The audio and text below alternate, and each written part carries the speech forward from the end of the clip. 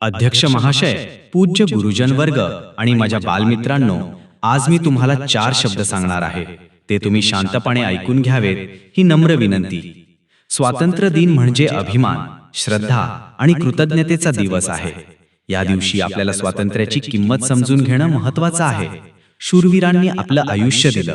आपण काहीतरी द्यायला हवं. आपलं शिक्षण, वागणं आणि विचार देशहिताचे असावेत.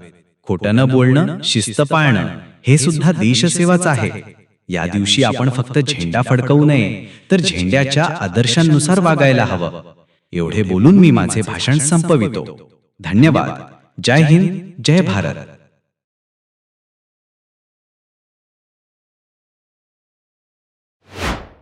हे भाषण पाठ करण्यासाठी पूर्ण भाषणाचा स्क्रीनशॉट काढून घ्या आणि उमेश उघडे या YouTube चॅनलला सबस्क्राईब करा.